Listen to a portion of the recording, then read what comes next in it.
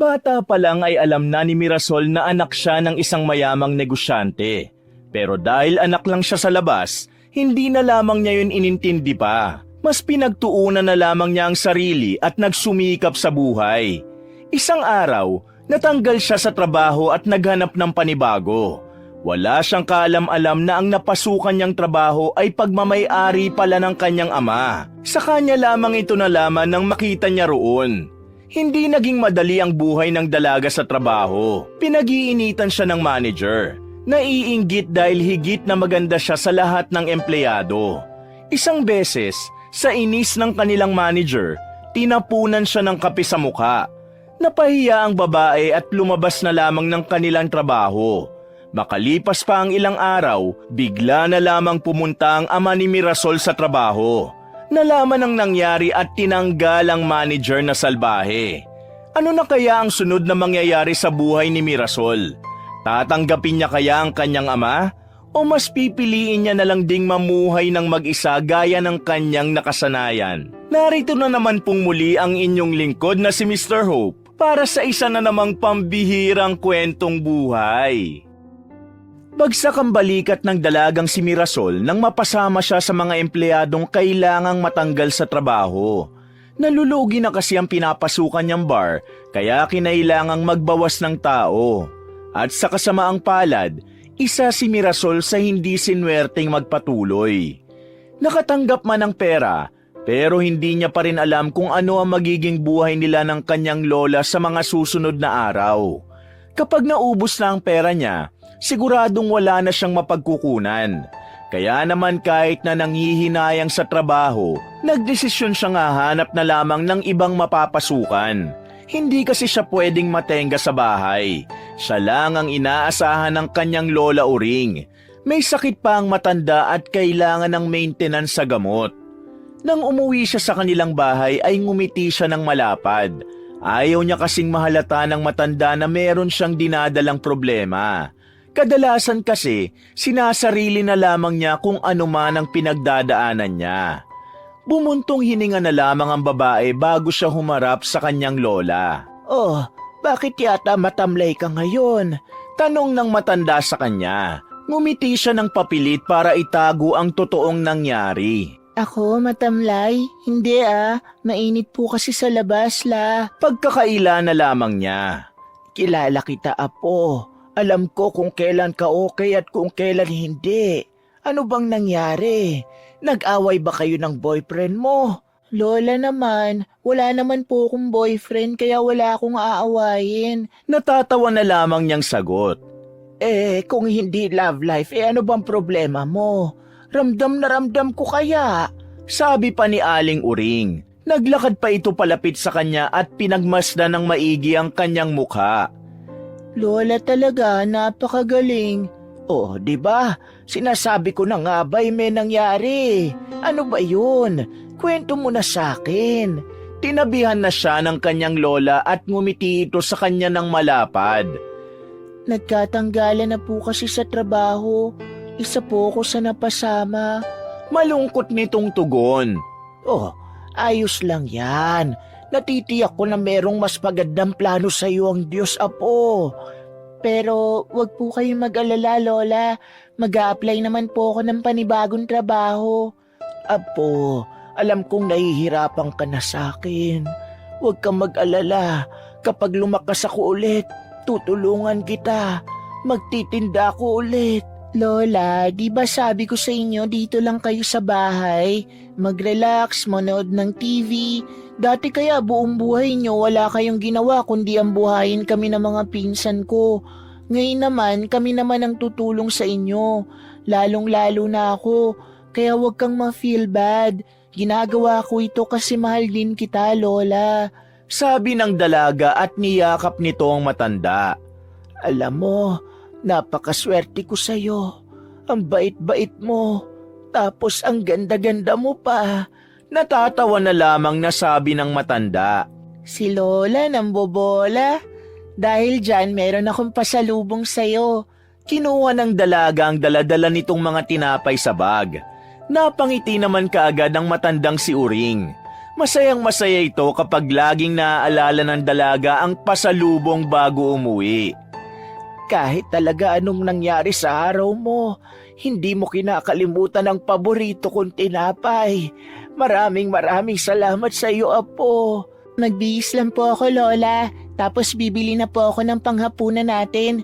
Magluluto po ako. Hinalikan niya pa sa noo ang matanda at saka nagtungo na rin sa kanyang silid. Sobrang tibay ng samahan nila ng kanyang lola. Sa lahat ng inaalagaan ng kanyang lola noon, siya lang talaga ang pinakamalapit sa matanda. Ang ibang pinsan niya kasi ay puro lalaki, kaya naman palaging wala sa bahay. Pero kahit na papaano, naasahan naman sa pag-aasikaso sa matanda.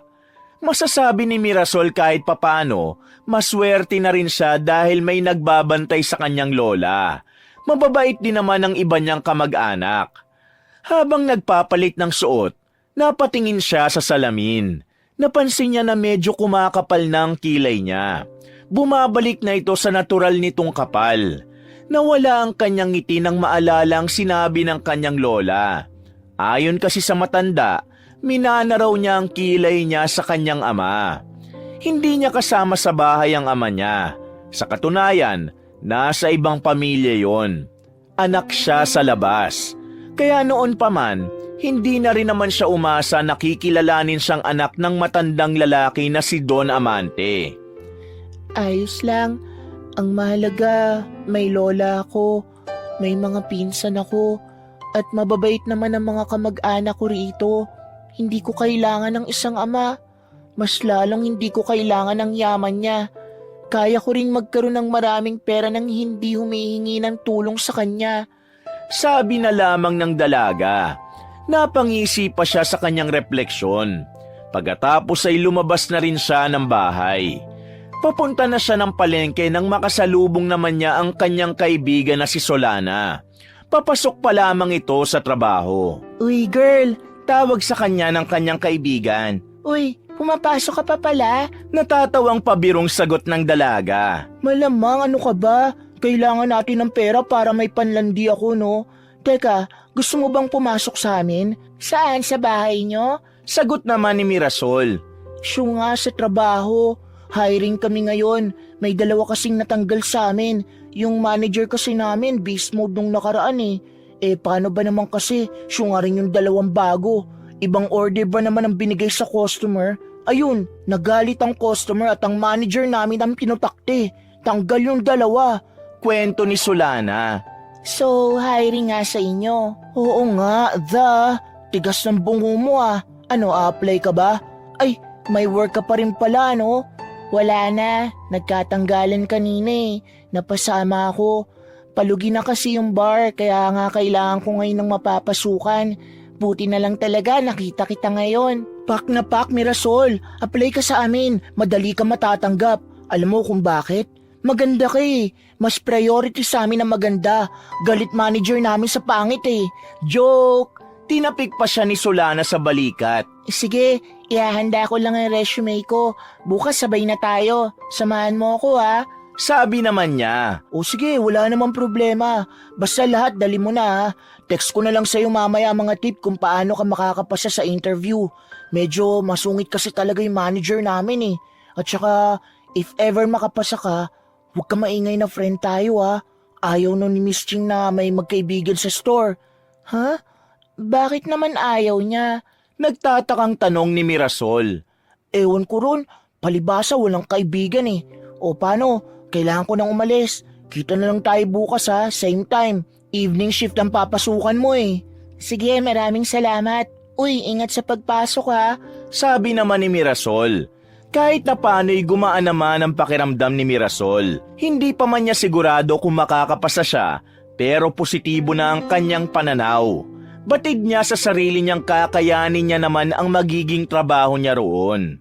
Naging barista na rin naman siya sa isang bar, kaya malakas ang kanyang pakiramdam na sisiw na lang din sa kanya ang pagtitimpla ng kape. Kinabukasan, mabilis na lumipas sa mga oras at sumapit na rin agad ang gabi.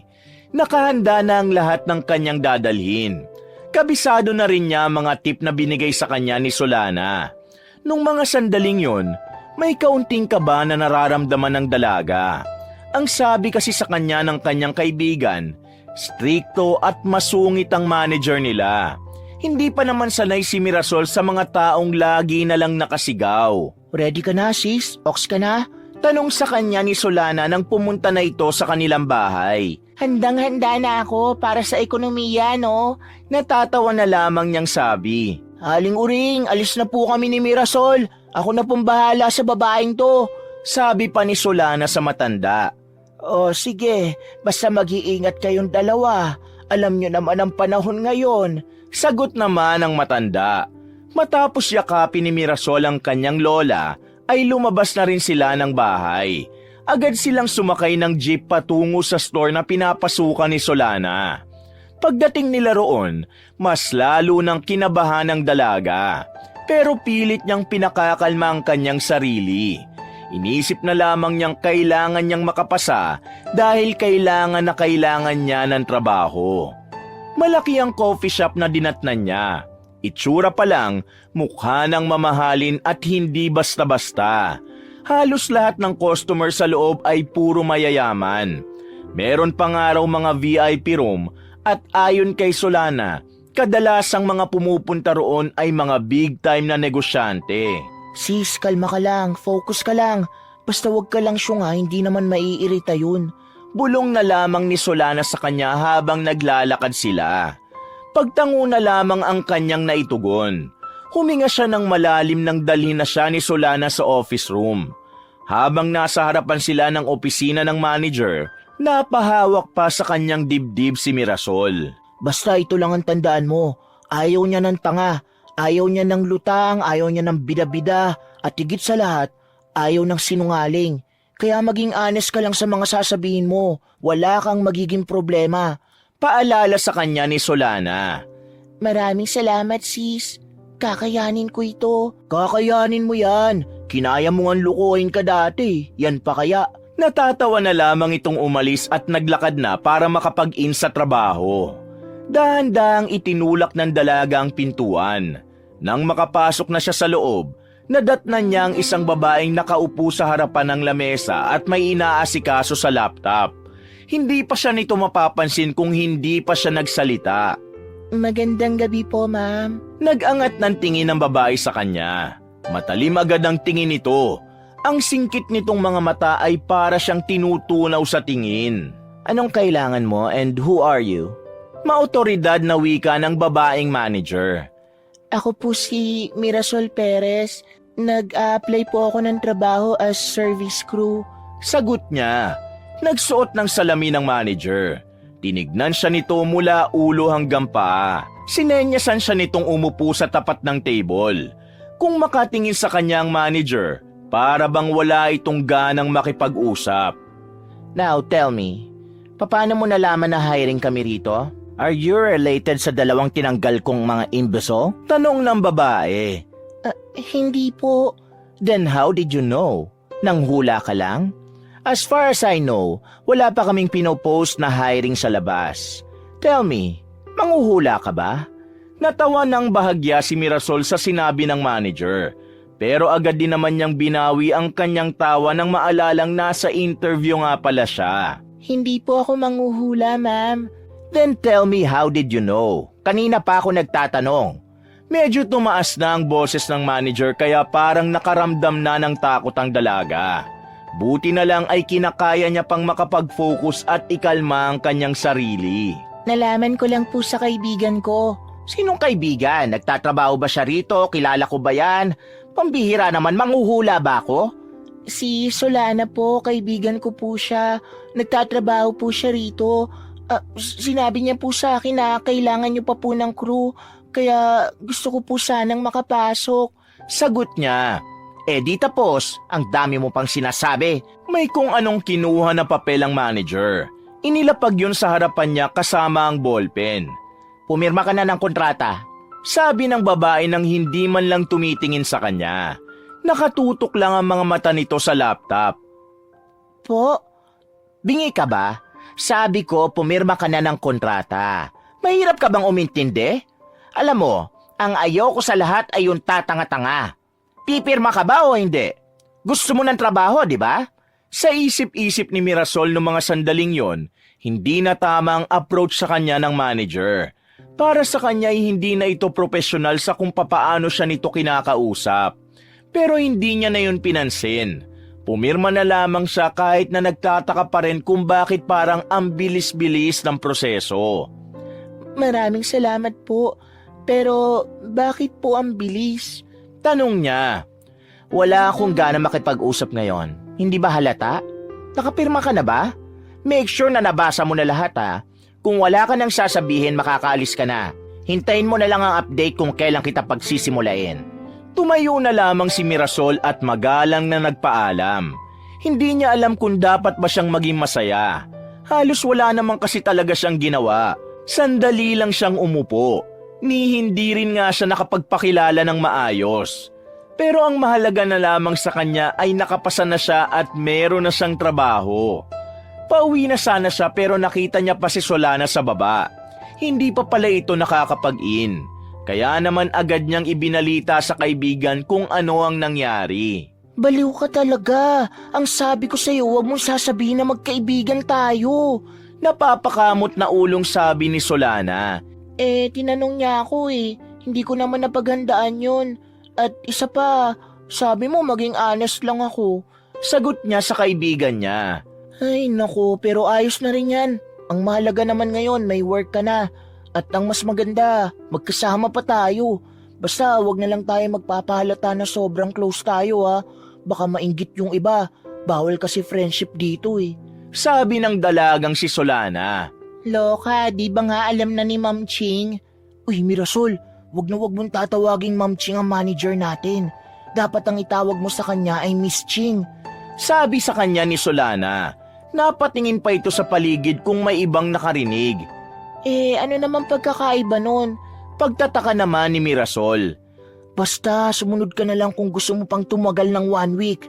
O sige na, umuwi ka na. Ako naman magsisimula na magtrabaho. Bumeso pa ang babaeng si Solana sa kanya at naglakad na rin paalis. Huwag daw ipaalam na magkaibigan kami. Pero bumeso pa sa akin kahit nasa paligid ang mga katrabaho niya. Baliw talaga. Wika na lamang ng dalaga. Papaalis na sana siya roon nang bigla niyang mapansin na merong isang lalaking nakatingin sa kanya. Kapareho nito ang uniforme ni Solana, kaya nakakasiguro siyang kasamahan nito ng kanyang kaibigan. Tinitingin-tingin ito. Akala niya siguro porkit pogi siya, makikipagtinginan ako sa kanya. Ano siya, siniswerte? Pabulong na lamang niyang sinabi. Umalis na lamang ang dalaga. Yun na pala ang huling gabi na meron siyang peace of mind. Dahil kinabukasan, pinapasok siya agad ni Miss Ching. Sumalang siya sa training at ang lalaking napansin niya nung gabi, yun pala ang lalaking trainer niya. Nakakaramdam ng pagkailangan dalaga. Magaling namang magturo ang lalaki. Pero hindi lang talaga siya sanay na may lalaking tumitingin sa mukha niya ng ganon katagal. Look, you need to focus, miss. If you're not in good condition, maybe hindi ka para dito. Sabi ng lalaki sa kanya. May hinahon ng boses nito kaya hindi halatang naiinis na rin to sa kanya. Hanggang sa mga sandaling yun kasi, hindi niya pa rin makuha ang timpla ng kape. Kung tutuusin, alam naman ni Mirasol ang kanyang gagawin. Sadyang natatanga lang siya dahil sa presensya ng lalaki. Pahinga muna, wala naman si Miss Ching I guess naiilang ka kasi hindi mo naman ako kilala. By the way, I'm Emerson. And you are? Mirasol. Tipid niyang sagot. Ganito lang ang dapat mong gawin, Mirasol. Kailangan mong matutunan ng tamang timpla ng mga kape. Tuturuan naman kita mag-focus ka lang. Kasi hindi ka lang dito crew. Server ka rin kasi maganda mukha mo. Haharap ka sa mga tao. So kapag palpak ang tinitimpla mong kape, dalawa lang ang pwede mangyari.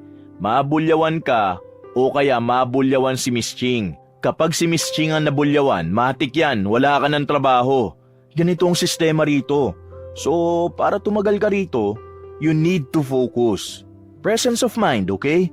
Paliwanag sa kanya ng lalaking si Emerson. Tatangu-tangu naman siya na parang bata. Nang muli niya nang gawin ang pagtitimpla, napangiti siya nang malamang nagagawa niya na ito ng tama. Pinuri din siya ni Emerson. At habang nagkakasiyaan sila sa training, hindi na pala namalaya ni Mirasol na nakatingin na pala sa kanila si Miss Ching. Biglang nawala ang ngiti ni Mirasol noon. Pakiramdam niya ay galit sa kanya ang kanilang manager. Mula noon, naramdaman na ni Mirasol na para bang lagi na lang siyang pinag-iinitan ng kanilang manager. Sa mga sumunod na araw kasi ni Mirasol sa kanyang trabaho, palaging siya ang inuutusan. Kahit na hindi naman niya trabaho, sa kanya pa rin inuutos. Wala namang magawa ang dalaga kundi ang sundin yon. Alam niyang mas lalo lang siyang mapapasama kung tatanggihan niya. Halos 1 linggo pa lamang siya sa trabaho, pero pakiramdam niya 1 taon na siya sa dami ng sama ng loob na natanggap niya. Kapag meron kasi siyang pagkakamali, palagi siyang sinisigawan ni Miss Ching. Kung minsan pa nga ay namumura na siya kapag nasa opisina sila. Ikaw naman kasi, sinabi ko na kasi sa'yo, huwag mo sasabihin na magkaibigan tayo. Allergic sa friendship yun eh. Sabi ni Solana nang magkasama na silang nag-break time dakong 4:00 na ng madaling araw. Tingin ko hindi naman yun ang dahilan kung bakit niya ako pinag-iinitan eh. Kasi kung galit nga siya sa magkakaibigan, bakit sa akin lang? Ikaw naman yung kaibigan ko. Dapat damay ka rin. Katwira ni Mirasol. Kung sa bagay, ano naman kayang dahilan? May mga nasabi ka ba sa kanya na hindi maganda? Tanong pa ni Solana. Nasabing ano? Wala ah. Siya nga itong maraming sinasabi sa akin eh. Siya nga itong puro dakdak sa akin, hindi na ako nagsasalita. What if insecure sa'yo si Miss Ching? Napaayos ng pagkakaupo ang dalaga sa tanong na yun ni Solana. Nagtaka siya kung ano naman ang maaaring kainggitan sa kanya ng kanilang manager. Kahit kasi nasa 40s na si Miss Ching, halatang halata pa rin ang kagandahan nito. Maganda ang pagkakahalo ng pagiging Pinay at Chinese nito. At kapag nagsusuot naman ito ng fitted, mahalata ang kagandahan din ng katawan. Kaya naman para kay Mirasol ay walang dahilan para ma-insecure sa kanya ang kanilang manager. Baliw, bakit naman siya may insecure sa akin? Yun nga ang tanong doon, bakit? Napahigop na lamang si Solana sa iniinom nitong juice. Napapailing na lamang si Mirasol noong mga sandaling yon. Litong-lito na kasi siya sa inaasal sa kanya ng manager nila. Nagtataka rin kasi siya kung bakit hindi pa siya tinatanggal. Ayon sa iba, kapag may hindi gustong employee si Miss Ching, agad-agad ay sinisisante na. Saktong 6:00 na, 2 oras bago ang kanyang out, bumalik na rin sila sa kanilang trabaho. Wala pang customer noon dahil kadalasang dumarating ang mga reservation bandang 10:00 pa. Buong akala ni Mirasol ay wala sa store ang kanilang manager. Pero ang hindi niya alam ay nasa loob lang din pala ito ng office staff. Kinakausap nito ang lalaking si Emerson. Sa napapansin nilang dalawa ni Solana, parang mahinahon ang kanilang manager noong mga sandaling yon. Kapag si Emerson ang kausap niya, parang hindi siya marunong mairita. Parang mahinahon siya lagi. Bakit kaya? May gusto kaya siya kay Emerson? Pabulong na wika ni Solana. Uy, mag-ingat ka nga. Baka mamaya marinig ka ng iba, makarating pa kay Miss Ching. Ewan ko na lang talaga sa'yo. Sabi naman ni Mirasol. Pero sa isip-isip nito, napagtanto niyang baka nga yun ang nag-iisang dahilan kung bakit galit sa kanya si Miss Ching. Sa mga nagdaang araw kasi, mas napapalapit si Emerson sa kanya dahil yun nga ang nag-train sa kanya sa trabaho. At kahit tapos na ang kanyang training, kung minsan ay lagi silang nag-uusap, lalo na kapag nasa elevator. Hindi na lamang pinansin ni Mirasol yun. Inintindi na lamang niya ang kanyang trabaho. At makalipas nga lang ang 2 oras ay natapos na rin ang kanyang duty. Sabay na silang nag-out ng kanyang kaibigan. Habang naghihintay sila ng masasakyan, biglang may pumaradang mamahaling sasakyan sa tapat ng kanilang store. Magandang sasakyan at may kahabaan. Nakikita na ni Mirasol ang mga ganong klase ng sasakyan sa mga car show, kaya alam na niyang hindi yun basta-basta. Biglang may lumabas na isang lalaki. Matanda na at may kaunting puti na ang buhok nito pero malakas-lakas pa naman. Sa palagay ng dalaga, nasa 50 anyos na ang matandang lalaki. Nakikita mo yun? Ayun ang may-ari ng store natin. Naku, Buti na lang naka-out na tayo. Sabi ni Solana na mahahalata ang kaba sa tinig. Bakit? Masama rin ba ang ugali ng boss natin kagaya ng manager natin? Tanong naman niya. Ang sabi-sabi kasi sa chismis, sobrang strict daw kasi niyan. Hindi naman siya nang sisisante, pero kapag ikaw napagalitan yan, talagang manliliit ka raw. Katwira naman ni Solana. Ganyan talaga ang mayayaman. Sobrang strict nila sa mga negosyo nila. Takot na takot kasi silang malugi. Takot na takot silang maghirap sa buhay. Kung sa bagay, Mirasol, may tama ka naman sa sinasabi mo. O ayan, may jeep na. Tara na, inaantok na ako eh. Agad nang pinara ni Solana ang jeep na napadaan. Nakasakay naman sila agad. Bago sila umalis, tinanaw niya pang muli ang mamahaling sasakyan sa tapat ng kanilang store. Napangiti siya ng pangarapin sa kanyang isip na sana magkaroon din siya ng ganong kamahal na sasakyan balang araw.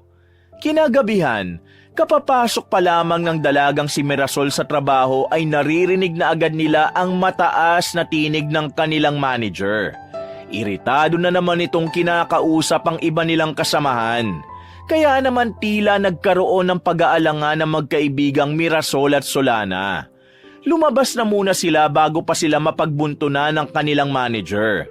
Nagtungo na lang muna ang dalawa sa kabilang store para magpalipas na muna ng oras. May 1 oras pa naman sila para makapag-in. Beast mode na naman ang babae. Ano na naman kaya nangyari? Naku, kawawa na naman ang mapagbubuntunan ngayon. Baka may matanggal na naman. Sabi ni Solana habang pumapapak ng ice cream na binili nila. Ganon ba talaga siya palagi? Parang hindi na makatarungan na ginagawa na niyang normal na gawin yun eh. Professional naman dapat, di ba? Nagtatakang wika ni Mirasol. Naku, di naman uso sa kanyang maging professional, no? Masyado siyang entitled. Kung makaano sa mga tao, kala mo naman nabayaran niya ng mga kaluluwa. Eh hindi naman siyang may-ari ng coffee shop. Gatong pa ng dalagang si Solana. Umiiling-iling na lamang si Mirasol. Hindi niya talaga maisip kung bakit may mga ganong tao gaya ng kanilang manager. Makalipas lang ang 1 oras, pumasok na rin sila sa loob. Kalmado na ang kanilang manager noong mga sandaling yon. Nalaman nilang kaya ito kumalma dahil nasa opisina nito ang lalaking si Emerson. Nagsimula na lamang ng trabaho ang dalaga. Marami-rami ring customer sa gabing yon dahil nagdatingan ng ibang mga taga-malalayong lugar. Pati na rin ng ibang kilalang businessman ay sa kanila rin pumasok. Namamangha na lamang si Mirasol dahil sobrang bigati ng mga customer nila. Ganito talaga siguro kapag yung may-ari ng business na to ay talagang maraming connection. Pabulong na wika ni Mirasol habang nagtitimpla ng kape. Hindi lang basta connection, be. Kilala talaga itong coffee shop natin, baka hindi mo lang alam. Natatawa na lamang na wika ni Solana sa kanya. Sa mga nakalipas na oras, masyadong naging abala ang dalaga. Hindi niya na namalaya ng oras. 2:00 na pala ng madaling araw. Sa puntong ito, medyo kumonti na lang din ang mga tao. Nakakuha sila ng pagkakataon para kahit papano ay makapagpahinga. Habang nasa staff room ay biglang lumapit sa kanya si Emerson. Binigyan siya nito ng maliit at 1 pirasong chocolate.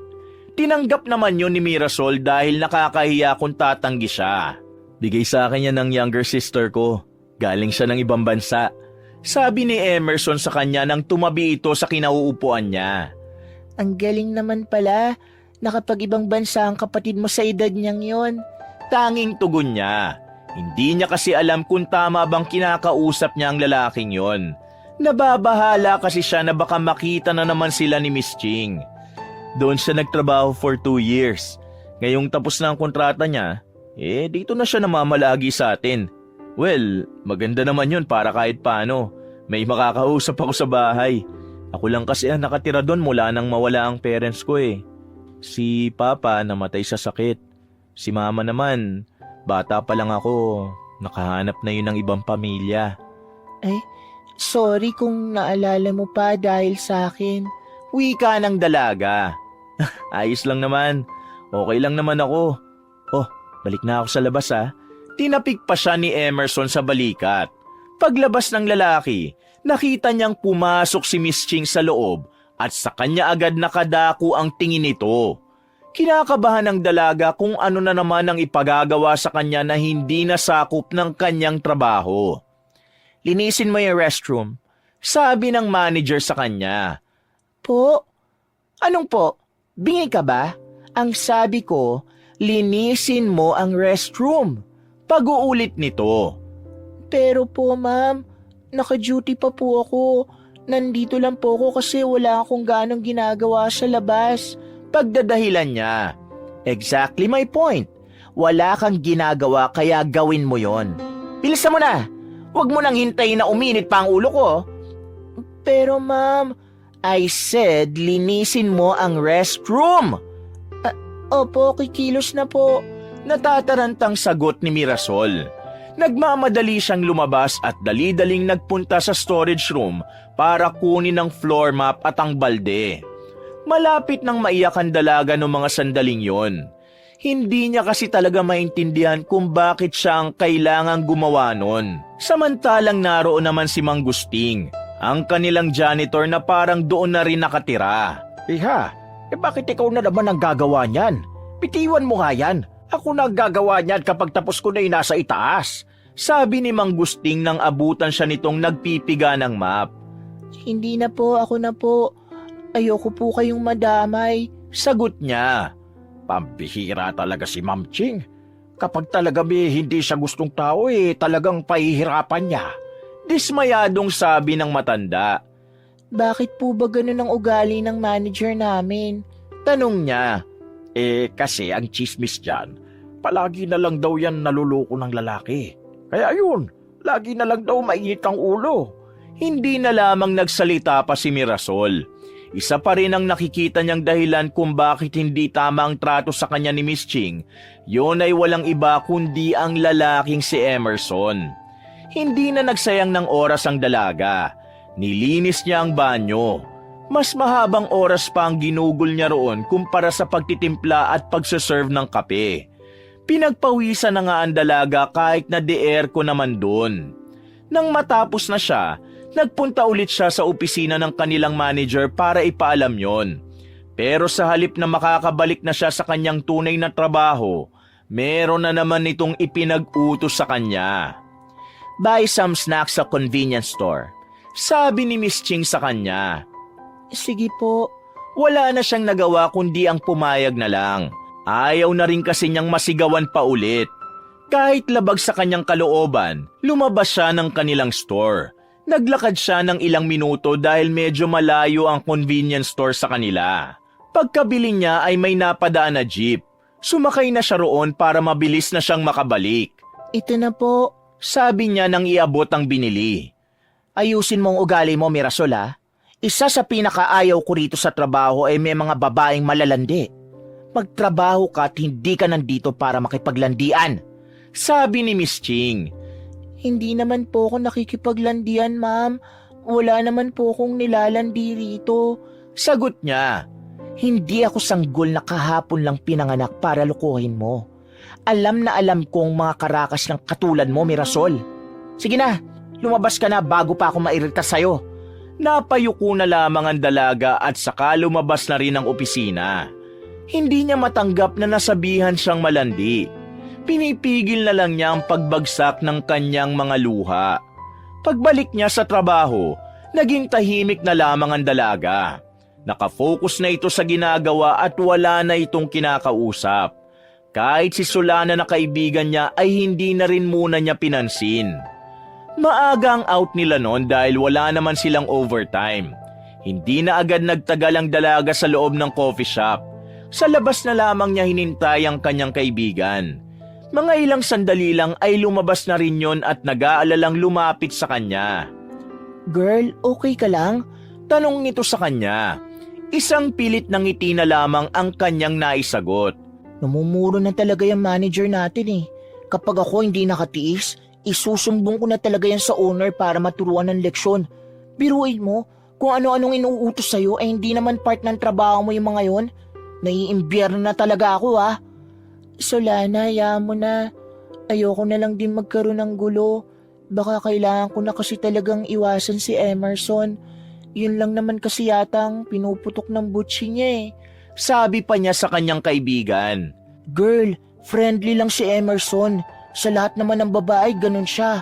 Itong manager lang naman natin ng malisyosa. Kala naman niya pag may-ari niya si Emerson, feeling girlfriend wala naman yatang gusto si Emerson sa kanya. Inis pang sabi ni Solana. Tara na, gusto ko na lang munang umuwi. Mag-uumaga na eh. Agad na rin silang sumakay ng jeep nang meron ng mapadaan. Nang makauwi, sandali pang napatitig ang dalaga sa kisame habang nakahiga sa kanyang kama. Sa mga nangyayari, parang naiisip na lang niyang umalis. Ayaw na kasi niyang lumala pang nararanasan niya. Pero kapag naiisip naman niya mga gastusin sa bahay, napapailing na lang siya. Alam niyang wala siyang choice kundi magpatuloy at tiisin ang mga nangyayari. Lumipas pa ang 1 buwan, dumating na ang kanilang team building. Malamang sa malamang, kasama pa rin nila ang kanilang manager. Ayon kay Solana, naging boring noong nakaraang taon ang team building nila dahil yon sa pagiging strikto sa kanila ni Miss Ching. Kaya sa pagkakataong ito, inaasahan na talaga ng lahat na magiging ganoon ulit ang sistema. Isang backpack lang ang dala ni Mirasol noong mga sandaling nakasakay na sila sa bus. Malayo sila sa kinauupuan ng lalaking si Emerson. Sa nakalipas na buwan kasi, hindi niya na yun masyadong kinakausap pa. Mula nang gawin niya yun, kapansin-pansin na hindi na siya pinuputakti ng kanyang manager. Dahil doon, sigurado na nga ang dalaga na tanging si Emerson nga lang talaga ang dahilan kung bakit siya pinag-iinitan ni Miss Ching. Probinsya na ang kinalalagyan ng resort na kanilang napuntahan. Malaki-laki ang resort at tanging sila lamang ang naroon dahil nirentahan ito para lang din sa kanila. Namamangha si Mirasol sa ganda ng resort pero nanatili lang siyang tahimik. Pagpasok pa lang nila sa entrance, nagpicture-picture na agad ang iba. Maya-maya lang, pumili na rin sila ng mga silid nila. Magkasama ang dalawang magkaibigan sa iisang unit, habang ang iba naman ay kanya-kanya na lang din. Alam mo ba, this year maganda ang resort na napili ni Miss Ching ha? Ano kaya nakain ng singkit na yun? Sabi ni Solana habang naglalabas na sila ng kanilang mga gamit. Bakit? Hindi ba maganda ang resort na pinuntahan niyo last year? Tanong naman ni Mirasol. Hindi, mukhang tinipid eh. Ang dumi pa ng mga kwarto dati, akala mo tirahan ng mga preso eh. Natatawa na lamang na sagot ni Solana. Matapos nilang makapag-usap, biglang dumating naman ang lalaking si Emerson. Agad na lumabas si Solana para magkaroon sila ng oras para sa isa't isa. Napapansin ko, iniiwasan mo ko. Meron ba akong nasabing hindi maganda? Tanong ng lalaki. Wala naman. Wala lang talaga akong gana makipag-socialize. Kahit nga si Solana na best friend ko, hindi ko rin ganong kinakausap ngayon. Paliwanag niya, pero hindi pa rin kumbinsido ang lalaki. Nakikita kita nung nakaraan na kinakausap mo naman ng iba. Pati nga si Mang Gusting kinakausap mo eh. I think there's something wrong, Mirasol. So now tell me para malaman ko naman kung anong pwede kong gawin. Bakit ba gusto mo pang may gawin? Ganon ba ka-big deal yun sa'yo? Siyempre naman, magkaibigan tayo eh. At sa lahat ng kaibigan ko rito, ikaw lang yung bigla na lang naging ganyan. Siyempre magtataka ako at nababother ako. Ano ba talagang problema? Emerson, umiwas ka na lang din sa akin. Ayoko na lang ng gulo. Gulo? Anong gulo? Pwede ba wag ka na magmaang-maangan dyan? Alam ko naman na alam mong may gusto sa'yo si Miss Ching. Ako ang pinag-iinitan niya kasi ang akala niya nilalandi kita. Sabi ni Mirasol sa binata. Agad namang nagsalubong ang kilay ni Emerson. Wala itong ideya sa sinasabi ng dalaga. Wait, what? Seryoso ka ba? Tanong ng lalaki. Seryoso bang wala ka talagang alam? Ay, mga lalaki nga naman. Natatawa na lamang na sabi ni Mirasol. Hindi ko alam. Wala akong alam. At ang pagkakaalam ko, kaya niya lang ako madalas kausapin dahil ako ang team leader niyong lahat. Work-related naman palagi ang pinag-uusapan namin kaya anong alam ko dyan? Paliwanag ni Emerson. Emerson, gusto ka ni Miss Ching. Tuwing nakikita niya tayong magkausap, lagi na lang niya akong inuutusan ng kung ano-ano. Kaya please lang, lumayo ka na muna sa akin. Ayoko nang isipin pa niyang nilalandi kita, which is hindi naman totoo. Wala nga akong gusto sa'yo kahit na konti eh. Sa sinabing yun ni Mirasol ay parang nakaramdam ng hiya ang binatang si Emerson. Okay, kung yan ang makakapagbigay sa'yo ng peace of mind, di na kita lalapitan kahit na kailan. Sabi ni Emerson at naglakad na lang din ito palabas ng pinto. Lingid sa kaalaman ni Mirasol noong mga sandaling yon na nakita pala ni Miss Ching na nanggaling ang binata sa kanilang silid. Kaya maya-maya lang, pinatawag na siya ng kanilang manager. Siya na naman ang inutos-utusan na bumili ng kung ano-ano sa labas. Hindi pa nagsisimula ang kanilang team building, pagod na ang dalagang si Mirasol. Halos lahat na yata ng pwedeng iutos, inutos na sa kanya ni Miss Ching. Akala ng iba na dahil sa pagiging baguhan niya kaya siya inuutusan. Pero walang kamalay-malay ang mga yun na talagang mainit ang dugo ng kanilang manager sa kanya. Tanghali na nang matapos na ang mga utos sa kanya ni Miss Ching. Tumambay na lamang siya sa kanyang silid at hindi na lumabas hanggang hapon. Nag-alala naman sa kanya ang kanyang kaibigan kaya agad siya nitong pinuntahan. Girl, ayos ka lang ba rito? Tara na sa labas. Wika ng dalagang si Solana. Hindi ba pwedeng umuwi na lang ako? Wala naman akong gagawin dito. Utos-utusan lang ako ni Miss Ching. Hindi pwede, Bax. At saka kung uuwi ka, anong sasakyan mo? Wala kang masasakyan dito kasi wala namang dumadaan na sasakyan dito eh. Hindi ko na kaya rito. Nakakainis na. Napasandal na lamang ang dalaga sa gilid. Basta sundin mo na lang ang napag-usapan natin, okay? Iiwasan mo si Emerson at iiwasan ka na rin naman niya kasi nagkausap na kayo. Pagtapos niyan, hindi ka na puputaktin ni Miss Ching. Ika na, sumama ka na sa akin sa labas. Magkasama lang tayo hanggang sa pag-uwi. Tara na. Huminga na lamang ng malalim si Mirasol at sumama na rin sa kanyang kaibigan. Sa isip-isip niya, kailangan na lang din siguro niyang mag-enjoy para kahit papano makalimot siya sa mga pangyayari. Nagsimula ang program bandang 2:00. Marami silang ginagawang activity na kahit papano naman ay masasabi ni Mirasol na naging masaya siya. Nang sumapit na ang kinagabihan, nagsama-sama na sila sa gilid ng pool para mag-inuman. Tahimik lang ang dalaga sa gilid, habang ang kanyang mga katrabaho naman ay masyadong maliligalig at malilikot. Sa pagtutulakan ng mga yun, hindi na nila namalaya na nasagi na pala nila si Mirasol. Aksidenteng nahulog ang dalaga sa pool. Hindi pa naman marunong lumangoy ang dalaga. At saka malas-malasan pa, malalim ang nilaglagan ng babae. Noong mga sandaling yun, wala si Solana dahil may kinuha ito sa kwarto. Ang mga nakakita namang nandoon, tila hindi rin alam ang gagawin dahil ang karamihan sa kanila, mga nakainom at lasing na rin. Ang naroon lang na medyo matino ay si Miss Ching, na mas piniling manood kesa gumawa ng paraan. Ang akala din kasi nito ay nagkukunwari lang si Mirasol na hindi marunong lumangoy. Pero mga ilang sandali lang, lumubog na rin ang dalaga.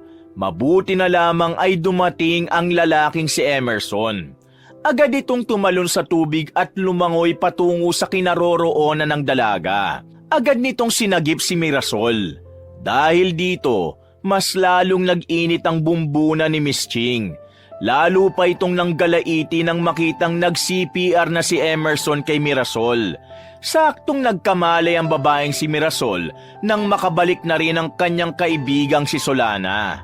Oh, anong nangyari sa kanya? Natataranta nitong tanong. Naabutan ko siyang nalulunod. Buti na lang dumating ako. Wala kasi ni isa sa mga nandito nagkusang sumagip sa kanya eh. Sabi ni Emerson. Akala namin nagkukunwari lang siyang nalulunod eh. Sabi naman ng isang babae na si Emilia. Sinabi ko na sa inyo kanina na hindi siya marunong lumangoy eh. Wala ba kayong utak? Alis nga dyan! Tinulak ni Solana ang binatang si Emerson at inalalayang makatayo si Mirasol. Umalis na lamang silang dalawa roon. Nagpalit na lang sila ng suot at saka hindi na lumabas pa ng silid. Kitang-kita sa mukha ni Mirasol ang takot. Buong akala kasi nito ay mamamatay na siya. Hindi pa rin mawala-wala sa isipan niya na si Emerson ang nagligtas sa kanya. Hindi siya makapaniwalang nagdikit ang labi nilang dalawa para lang iligtas siya. Ano ba talagang nangyari? Sorry kinuha ko lang sana yung lotion ko. Pagbalik ko, gano'n na agad ang nangyari. Sabi ni Solana at hinahawakan pa ang buhok ng kaibigang si Mirasol. Nagkaharutan kasi sila. Tapos nasagi nila ako nung dadaan lang ako. Ayun, bumagsak ako sa tubig. Pero wala man lang ni isa sa kanilang nagligtas sa akin. Si Emerson pa talaga. Sagot naman niya. Yung mga kasamahan natin, maiintindihan ko pa Kita mo naman na lasing na sila. Pero si Miss Ching na nandun, yun ang hindi ko maintindihan. Naku, buti na lang talaga at dumating si Emerson. Huwag ka nga tumawa. Sa nangyari, mas lalo na namang manggagalit sa akin si Miss Ching. Nakita mo namang naglapat ang labi namin ni Emerson ano naman, kailangan gawin ni Emerson yun para iligtas ka. Hindi mo rin naman kasalanan na nangyari, no? Sisihin niya yung mga kasamahan natin. Magselos siya hanggang mamatay siya sa selos. Inis na sabi ni Solana. Ihahanda ko na lang ang sarili ko sa kung ano pang gagawin sa akin ni Miss Ching. Sabi naman ni Mirasol. Hindi na lumabas pa ng silid ang dalaga. Mas pinili na lamang nitong manatili sa loob ng kanilang silid. Natulog na lamang ito at nagising na lang itong tumitilaok na mga manok sa labas. Dakong 10:00 naman ng umaga, naghahanda na rin sila sa kanilang pag-alis. Habang mag-isa si Mirasol sa kanyang silid, bigla namang pumasok ang kanilang manager na si Miss Ching. Napatigil si Mirasol sa pag-iimpake. Tumayo sa harapan niya ang babae at nakataas pa ang isang kilay nito. Kung meron po kayong ipag-uutos, baka po pwedeng mamaya na lang kapag nakabalik na po sa store. Sabi ni Mirasol. Wala na siyang pakialam kung ano pa ang maging reaksyon ni Miss Ching sa kanyang sinabi. May gusto ka ba kay Emerson, Mirasol? Tanong sa kanya ni Miss Ching. Po, ako magkakagusto kay Emerson? Nagtataka niyang wika. Kunwari ka pa? Huwag ka na mag-deny. Kitang-kita naman sa mga kilos mo tuwing nandyan siya. Papansin ka palagi. Nagpalaglag ka pa talaga kagabi sa pool dahil alam mong ililigtas ka ni Emerson. Sabi naman ni Miss Ching. Ma'am, mawalang galang na po Pero aksidente po ang nangyari at hindi ko rin po alam na ililigtas ako ni Emerson. Wala po akong gusto sa kanya at kahit na kailan, hindi po ako magkakagusto sa kanya.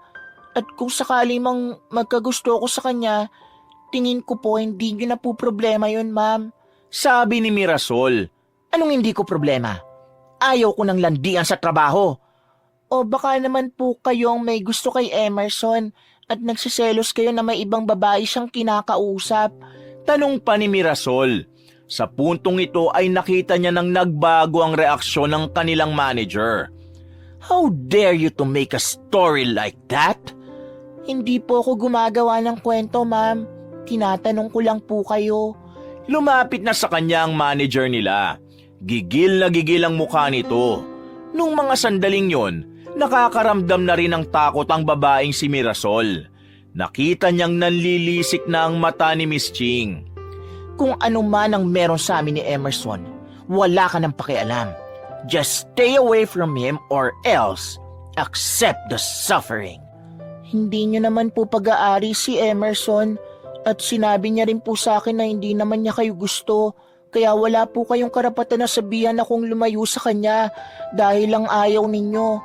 Kaibigan ko si Emerson. Hanggat wala akong nakikitang masama, wala akong dahilan para layuan siya. Pero honestly po, umiwas ako sa kanya nitong mga nakaraang araw kasi napapansin ko nga nagagalit kayo. Pero ngayon, sorry Miss Ching, pero I think this is too much. Masyado na akong nag-a-adjust sa inyo. Buwelta pa ng dalaga. Para bang nakalimutan na ni Mirasol na ang kanyang kaharap ay ang kanilang manager. Hindi na nagsalita pa ang babaeng si Miss Ching. Umalis na lang ito at padabog na isinara ang pintuan. Nakahinga naman ng maluwag ang dalaga. Hindi niya inakalang kakayanin niyang sabihin ang mga salitang yun sa taong kinatatakutan niya. Kinakabahan ng dalaga hanggang sa nasa biyahe na sila. Nasabi na niya kay Solana ang nangyari. Pati ang kanyang kaibigan ay nababahala rin na baka tanggalin siya sa trabaho.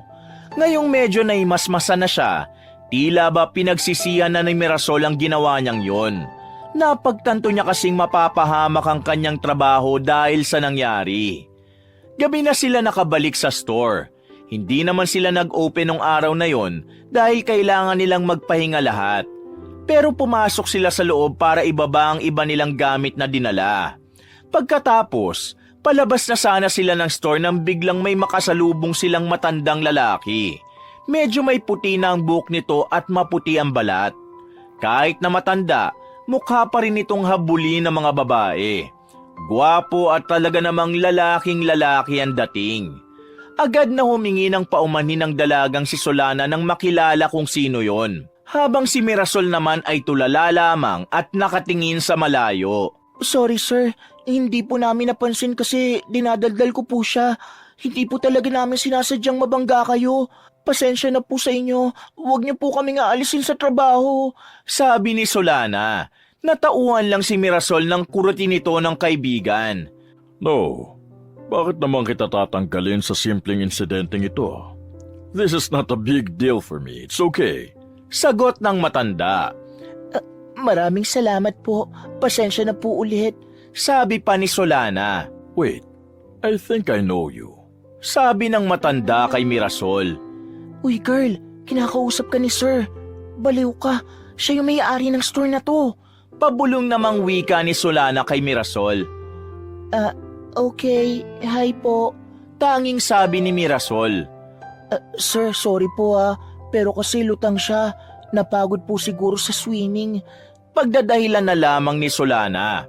Ngumiti lang naman sa kanya ang matanda. Pamilyar ka sa akin, Iha. Hindi ko lang alam kung saan kita nakita. By the way, nag-enjoy ba kayo sa team building? Yes sir. Sobrang saya po. Sabi ni Solana. Pero ang totoo, hindi naman talaga masaya ang nangyari. Hindi na lang din nila sinabi sa may-ari ang nangyari tungkol kay Mirasol. Okay, mabuti naman. O sige na, ingat sa pag-uwi. Naglakad na ang matanda papasok ng kanilang store kasama ang mga tauhan nito. Nakahinga na rin ng maluwag si Solana. Habang si Mirasol ay parang ngayon lang natatauhan. Gaga ka, si sir yun. Buti na lang pala hindi siya masungit, no?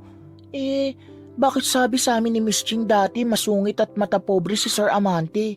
Hindi naman pala Sabi ni Solana pero hindi ang sinasabi niya ang pinagtuunan ni Mirasol. Pamilyar din siya sa akin. Hindi ko lang alam kung saan ko talaga siya nakita. Sabi ni Mirasol. Ha? Sigurado ka ba? Umuwi na lang tayo, sis. Gustong gusto ko na makapagpahinga Nauna nang naglakad palabas ang dalaga. Agad naman itong nakapagpara ng jeep at sumakay na rin silang dalawa agad. Pag-uwi ni Mirasol sa kanilang bahay, bigla na lamang niya naisip ang kanyang ama. Napatingin kasi siya sa larawan nilang dalawa ng kanyang lola. Hindi niya sinasadyang isipin kung ano nga ba ang pakiramdam na ituring siyang anak ng kanyang ama. Natatawa na lang siya sa tumatakbo sa utak niya. Alam naman kasi niyang malabong mangyari yun. Ni hindi niya pa nga alam ang mukha ng kanyang ama. Bata pa siya nung huli niyang makita ang larawan nito sa lumang wallet ng kanyang ina. Kung nasan man siya ngayon, sana masaya siya sa pamilya niya. Sana masaya na rin si mama sa langit. Napapikit na lamang siya nang pumasok ang malamig na hangin mula sa labas ng kanyang bintana. Hindi na niya namalayan ay nakatulog na pala siya ng tuluyan. Nagising siya ng 10:00 na ng umaga. Nakahanda na ang mga pagkain sa labas. Naroon na rin ang isa niyang pinsan na si Buknoy. Isang estudyante na doon din nakatira. Wala yung pasok sa araw na yun. Oh, buti naman at gising ka na. Halika, sabayan mo na kami ni Buknoy kumain dito. Sabi ng kanyang lola at umupo na rin siya sa harapan ng mesa. Uy ate, may number ka ba ni Solana? Tanong ni Buknoy sa kanya. Tumigil ka nga, parang ate mo na yun, popormahan mo pa. Sagot naman niya, wala naman sa edad yan eh. Sabi pa ng binatilyo. Ay nako, Buknoy ka. Intindihin mo na lang ang pag-aaral mo. Malapit na ang exam ninyo kaya magtino ka naman. Natatawa pang sabi ng matandang si Uring. Oo nga, yung pag-aaral mong isipin mo, hindi yung puro ka na lang landi. Para kapag laki mo, may makukuha kang trabaho. Magpayaman ka para sa sarili mo. Ngumisip ang dalagang si Mirasol at saka kumuha na lamang ng hotdog sa plato. Bakit ba kasi hindi na lang ako pinanganak na mayaman no? Ikaw, Ate Mirasol, di ba mayaman ang papa mo? Bakit ayaw mong pumunta sa kanya? Tanong ng binatilyong si Buknoy. Uy, Buknoy, ano ka ba? Saway ng matanda sa binatilyo. Napayuko na lamang si Buknoy. Sandali naman silang natahimik lahat na para bang may dumaan na anghel. Pero ngumiti lang din si Mirasol. Hindi niya naman minasama ang sinabi sa kanya ni Buknoy. Sa totoo lang, naisip ko rin yan noon. Pero na-realize ko, mas maganda pa rin na paghihirapan ko ang mga bagay na gusto kong makuha. Mas masarap kasi yung sa pakiramdam eh. Kaya ikaw, huwag ka masanay na laging may tumutulong sa'yo. Dapat kaya mo ring tumayo sa sarili mong mga paa. Napatango na lamang si Buknoy. Pinagpatuloy na lamang nila ang kanilang pagkain. Pagkatapos, naligo at naghanda ang dalaga noong mga sandaling yon. Araw kasi ng linggo kaya naisipan niyang magsimba. Pinuntahan niyang kaibigang si Solana para yayain. Gasha, abot kaya tayo sa misa, girl. Bigat ng traffic. Sabi ni Solana habang nakasakay na sila sa sasakyan. Nagtaksi na nga sila para hindi na sila makipagsiksikan pa sa ibang pasahero. Ang OA mo naman, maaga pa sis. 4:00 pa lang, 5:00 ang misa. Sagot naman ni Mirasol. Bakit kasi dun mo pa naisip magsimba malayo? Meron naman sa atin. Memorable kasi ang simbahan na yun sa akin eh. Doon ako bininyagan at doon ko huling nakasama ang nanay ko sa simbahan. Nakangiting wika ni Mirasol. Sinabi mo sana agad para hindi na ako nag-iinarte, di ba? Sabi pa ni Solana. Loka ka. Natatawa na lamang na buwelta ng babae. Nang makalagpas sila sa mabigat na traffic ay naging tuloy-tuloy na rin naman ang kanilang takbo. Nakarating sila sa simbahan ilang minuto pa bago magsimula ang misa. Wala pa rin gaanong tao. Ay sis, bibili lang pala ako ng sampagita muna ha. Baka makalimutan ko pa mamaya, mayari ako kay mama. Sabi ni Solana. Sige, mauna na ako ha. Sagot naman niya. Pagpasok ni Mirasol, umupo agad siya sa bakanting upuan. Kasama niya sa mahabang upuan na yon ang isang matandang lalaking nakaluhod. Pagtapos lumuhod ng matandang lalaki ay napatingin ito sa kanya. Nanlalaki ang mata ni Mirasol nang makilala niya kung sino ito. Sir Amante? Sabi niya na para bang hindi sigurado sa sinabi. Oh, ikaw yun, right? Kasama nung nakabangga sa aking empleyado ko, right? Sabi ng matandang si Amante. Yes sir, kami po yun. Good afternoon po. Nice meeting you. Nahihiyang wika ng dalaga. Oh, come on. Stop being formal. Nasa labas ka naman ng trabaho mo. Just act normal lang naman. Well, dito ka rin pala nagsisimba, ha? Nakangiti nitong wika. Yes po sir. Dito po kasi ako nabinyagan noon. Napapangiting sagot ni Mirasol. Oh, parang pareho pala tayo ng reason. Pero ang akin naman, dito kasi bininyagan ng anak ko. Ganun po ba? Oo, maganda kasi ang simbahan na ito no? Kaya lang, hindi naman ako kasama sa picture nung bininyagan siya. Bakit naman po? Bakit naman po hindi kayo sumama? Napaayos na ng upo si Mirasol. Nagiging interesado na kasi siya sa kwento ng matandang lalaki. Galit sa akin ang mama ng anak ko for some reason. Kaya that day, sinabihan niya akong wag na wag ako magpapakita sa binyag ng anak namin. Kasi kung hindi, babasagin niya raw ang mukha ko. Siyempre, para hindi na masira ang mahalagang araw na yon, hindi na lang talaga ako nagpakita. Pero nagpunta ako. Nandun lang ako, doon mismo sa gilid na yon. Nakasilip lang ako ron. Kwento ng matanda. Grabe naman. Siguradong malungkot po kayo nung araw na yun. Sabi ni Mirasol. Malungkot pero kasi kasalanan ko rin naman. Nagsinungaling ako sa kanya. Kaya nung panahon na yon, hindi ko rin naman siya masisisi. Ano pong nangyari pagtapos nun?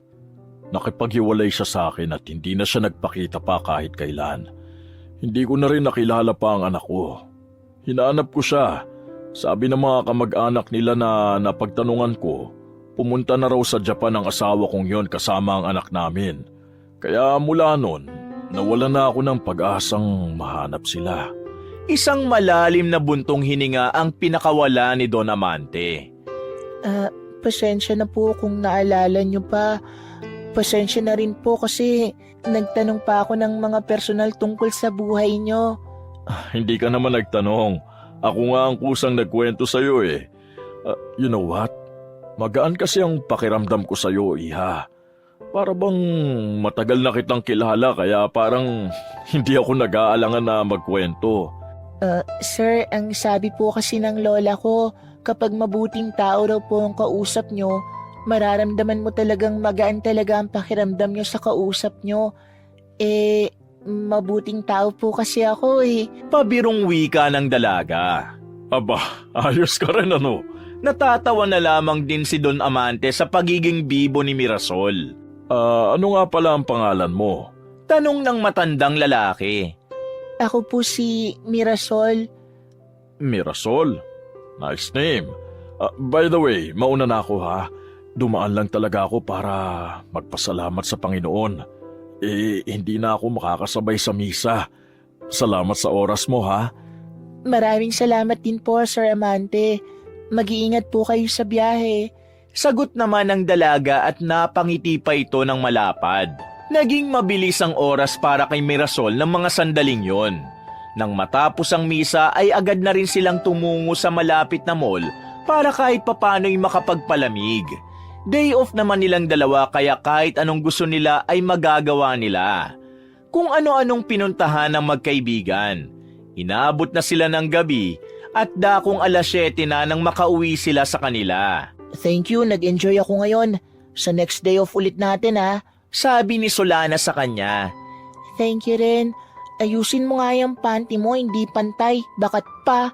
Sabi naman ni Mirasol at pareho na lang din silang natawa.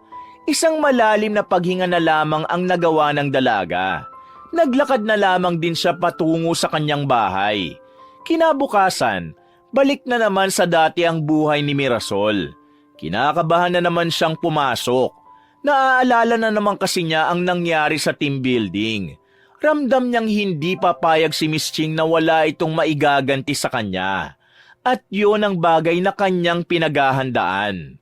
Pagpasok pa lang niya ng staff room, naramdaman na niya ang katahimikan sa mga kasama niya. Ayon sa mga yun, galit na naman si Miss Ching sa hindi nila malamang dahilan. Bagay na nagpabilis na ng tibok ng puso ng dalaga. Bumuntong hininga na lamang siya para ikalma ang kanyang sarili. Maya-maya pa, pumasok na lamang bigla si Miss Ching. Napatigil ang lahat sa kanika nilang ginagawa. Dumako ang tingin nito kay Mirasol. Pinagpawisan ang palad ng dalaga ng mga sandaling yon. Pero buti na lang ay hindi siya ang pinagtuunan nito. From now on, after makapag-in, diretso trabaho na. Ayokong meron akong makikitang nagpapahinga rito. Kahit wala kayong ginagawa sa labas, basta oras ng trabaho, huwag kayong pupunta rito. Unless it's your break time. Sabi ni Miss Ching. Kalmado ang tinig nito. Naninibago si Mirasol, maging ang kanyang mga katrabaho. Nakahinga na sila ng maluwag nang biglang umalis na rin ang kanilang manager. Nanlambot ang kanilang mga tuhod. Buong akala kasi nila ay may tatanggalin na naman ito. Lumapit si Solana kay Mirasol. Napayakap na lamang ito sa kanya. Akala ko sisisanting ka na, girl. Nakakapagtaka. Kalmado siya matapos yung magkumprontahan. Tingin ko may binabalak ang babaeng yun. Pabulong na wika ni Solana sa kanya. Nararamdaman ko rin naman, sis. Kaya nga naghahanda ako. Kung ano man ang ipagawa na naman niya sa akin, hindi na talaga ako papayag. Ire-report ko na siya kay Sir Amante. Sabi naman ni Mirasol na mararamdaman ang tapang sa kanyang tinig. Wow, yan ang gusto ko sa beshiwap ko. Ang tapang. Palibasa sa ating lahat, ikaw ang nakakausap ni Sir no? Close na ba kayo? Tanong ni Solana. Baliw hindi. Ang sabi lang niya sa akin, magaan daw ang pakiramdam niya sa akin. OMG sis, magpakabait ka, baka ampunin ka ni Sir Amante. Loka-loka, tara na nga at magsimula na tayo ng trabaho. Baka mamaya magalit pa sa atin si Miss Ching. Nauna nang naglakad ang babae at sumunod naman sa kanya si Solana. Noong gabing yun, itinuon na lamang ni Mirasol ang kanyang sarili sa trabaho. Iniingatan niyang hindi magkamali. Pakiramdam kasi niya, kapag nagkamali siya ay magagamit yun ng kanilang manager para sirain siya. Umabot na sa ganong punto ang mga iniisip niya mula nang makasagutan niya si Miss Ching. Malakas ang pakiramdam ni Mirasol na meron pang itinatagong kasamaan ng babae. Samantala, nanatili namang normal ang pakikitungo ni Mirasol kay Emerson. Napagtanto niya kasing wala namang kasalanan ng binata. Humingi na rin siya ng paumanhin at naging maayos na rin naman sila. Thank you nga pala ulit sa ginawa mo sa akin ng team building ha. Baka kung wala ka ron, wala nang sumagip sa akin. Wika ni Mirasol nang magkakaharap na sila sa iisang table habang naka-break time. Hep, bago ka magsalita Emerson, doon muna ako sa far away para makapag-usap kayo. Wika ni Solana. Huy, dito ka lang. Pigil ni Mirasol, pero hindi naman siya pinakinggan ng kanyang kaibigan. Diretso lang yun sa lakad palayo. Bakit?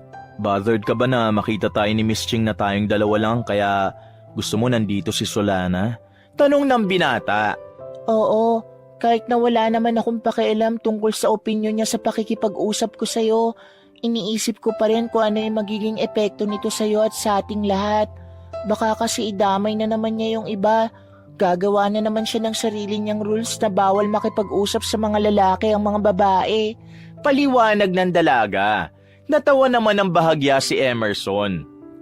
Hindi niya pwedeng gawin yon. Well, hayaan na nga natin siya. Wala naman tayong ginagawang masama eh. Magkaibigan lang naman tayo, di ba? Isa pa, kung ipagpapatuloy niya ang ganong gawain, hindi magtatagal, matatanggal siya. Kasalanan niya yon. Wala tayong kasalanan dun. Lalo na ako. Di ko naman sinabing magkagusto siya sa akin eh. Napakibit balikat na lamang ang binatang si Emerson.